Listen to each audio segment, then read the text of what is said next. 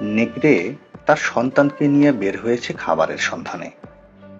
হাঁটতে হাঁটতে নেকড়ে তার শাবককে বলছে, ঘাস খেতে পারলে তোমার বেঁচে থাকা সহজ হতো বাবা, কিন্তু তোমাকে খেতে হয় মাংস। এটাই তোমার জন্য অভিশাপ।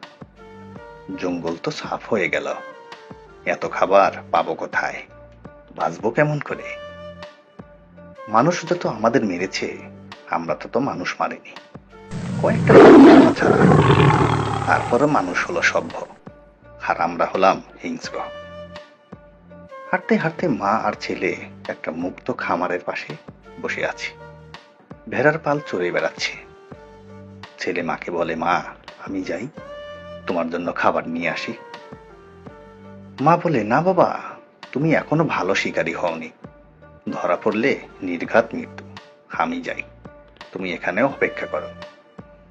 মা বলে, ওই যে লোকটা দেখছো, ও হলো রাখাল। ওর হাতে যে দণ্ডটা দেখছো, ওটা হলো লাঠি। এটাই হলো ওর অস্ত্র। তোমার বাবাকে এমন পিটিয়েছে, লাঠি দিয়ে বেধম প্রহারের যন্ত্রণা বড়ই নির্মম।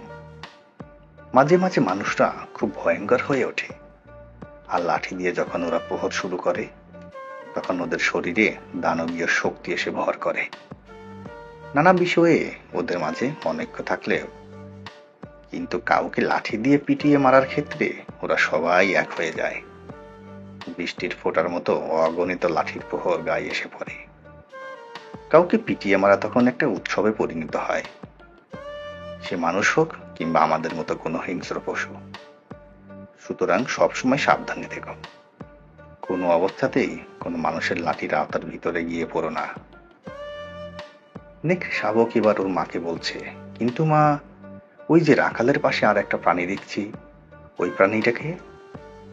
ওর নাম হলো কুকুর, আর এই কুকুর হলো তোমার আসল শত্রু বাবা।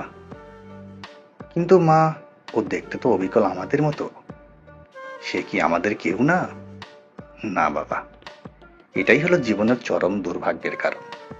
দেখতে আমাদের মতো হওয়া আর আমাদের মতো হওয়া, এ দুইয়ের মাঝে যোজন যোজন পার্থক্য আছে বাবা।